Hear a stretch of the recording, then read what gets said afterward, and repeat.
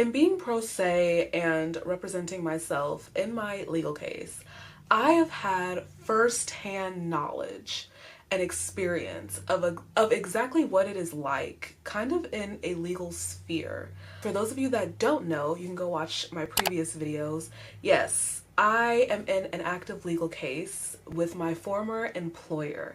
I cannot go into details because, as I just mentioned, it is an active legal case. I'm going to talk about some of the things that really stood out in my mind that I'm like, if this world were mine, it would be a little bit different. Let's get into it. First thing I noticed that I'm like, I'm not really crazy about this. There are things that I literally cannot say because it can be used as giving legal advice without basically a law degree. You know what I'm saying?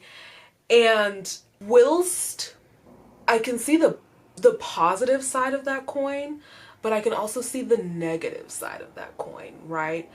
Take, for instance, a person like me walking through what I'm going through. It's in me to want to help others avoid certain things that I've had to go through and maneuver through, right? And like I say, in doing research and in talking, you know, and consulting with people, I have realized that I'm not allowed to sound certain alarms. You know, I have to hold my tongue, you know, legally. And that I am in an at-will employment state. I am in good old Southern Texas, and baby, baby, I can tell, like I say, and I'm gonna say this, people have so much to say about Texas. I love Texas. I do love Texas. I don't think I would want to be from any other place in the US. We have our negatives, but we definitely have our positives too. And like I say, everything is a double-edged sword, you know, sort of a thing. So yes, we are an at-will state. That helps in some regard. But baby, does it make other things complicated. If this world were mine, I don't think I would have at-will employment. I don't. A lot of, and I have to be careful how I say certain things, but a lot of practices I think would not occur if at-will was not a thing. I definitely see where that is something that I believe was instilled to not to benefit the people. I'll say that. I think that was definitely something that was created not to benefit the people. And because I feel it hurts more than it helps, if this world were mine, it would not be at-will employment. Another thing that I learned, let me be extremely clear. You may find some that genuinely have a passion for people, but lawyers, let me tell you something, they are for the dollar first, everything else second. You can be, and I kid you not, you can be dead wrong. You can be like completely incorrect. But if the money is there, and on the adverse, you could be Mahatma Gandhi, you know what I'm saying, and have like a solid whatever. If you're broke, like they're gonna be looking at you like, And I know the common thing is, well, you know, people do contingency and da da da da. Let's really be real here. I really did realize it is money talks before anything else. Before anything else. Like, without going into too much detail, a lawyer will literally, of course, within like their legal scope, but they will literally do anything if you have the money to do it.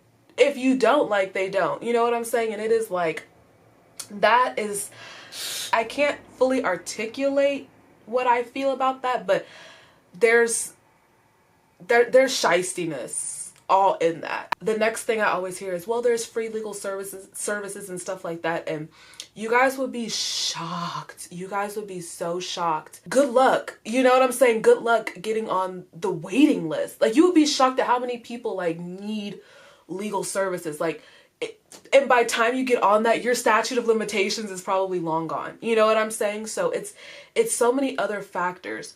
But as I have fully gotten into the legal space, I realized that, and not all, you know what I'm saying, but a lot of this lawyering world is like really, and I hate to say scammy, but it gives kind of that, like, a lot of times even like they'll make you pay hundreds and hundreds and hundreds of dollars in consultation fees, knowing daggone well that as soon as you say you can't do a certain thing, they're not going to take you. Or if they don't feel like they can get a certain amount of payout, you could even have something great. Like if they think they're not going to get X amount, you know what I'm saying? And they've just charged you all this money in consultation fees and reading document fees. And it's just like, I realize like it is not, if this world were mine, if this world were mine.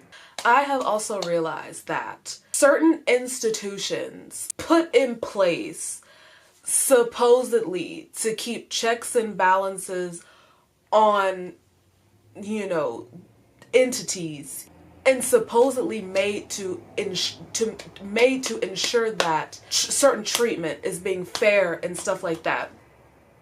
I feel if it was that, it has severely strayed from its roots. Without mentioning like the exact entity or anything like that, but I have literally been straight up told by a specific agency that we're not here for the people. We're not here for the people. I almost fell out of my chair. You know what I'm saying? Because when you look and research into the genesis of what certain things were and what they are now, it's like, I mean, totally different.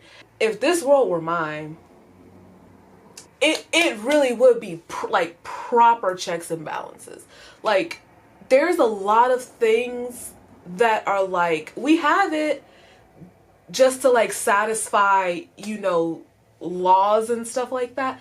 But when you look at it, it's like these agencies and stuff like that aren't really doing what they're supposed to do. A lot of times you're getting rushed through. You're not getting proper things looked over with the eyes it needs to be looked over with. It's these agencies are understaffed and all these kinds of things. And when you have that, there is no way the people that are coming to get help and stuff like that are getting their fair treatment. It's just no way. If this world were mine, these agencies that were created for certain reasons would actually have to do thorough reviews and thorough investigations and thoroughly take the time to vet certain things and all these kinds of a thing, because it is heartbreaking. Another thing that I realized is the state that you are living in really dictates a lot of stuff. So I, like I say, am in Texas, at Will State. It was so hard to find any kinds of pro se guides, pro se help, anything to kind of give you like an outline of when you are not financially able to afford a certain thing. If this world were mine, any dispute, like I know in like the criminal justice space, if you don't have money for a lawyer, you can get appointed one. But I feel like that should kind of be standard throughout the entire sphere. Like whatever you're going for, employment law, criminal justice, contract law, whatever you're going for, I feel like a lawyer should always be available to be appointed to you. Guys, there's nothing more that I wish than to go into as much detail as I would love to, but I have to keep certain things vague and private. But in a nutshell, the pro se journey has been one of highs, lows, ups, downs, wins, losses, you know, but I would not change it. You know, I definitely wouldn't change it. This experience has given me experience. And it is something that I will take with me forever, even here after this case meets its conclusion. And it has even motivated me I already have ideas of a lot of things I want to do in the future, but this has even given me more motivation and even ideas to look into even other things. You know what I'm saying? So yes, guys, thank you so much for tuning in. Please stay tuned for our other videos. We have a lot of good stuff coming up, including, like I say, a day in the life of how I go from a supervisor at Bell's, which is where I am currently working, until I am able to finally get back to Jamaica once all of this concludes. Until at night when I turn into Elle Woods and I'm writing briefs and I'm doing all of these legal things and researching and a whole bunch of stuff.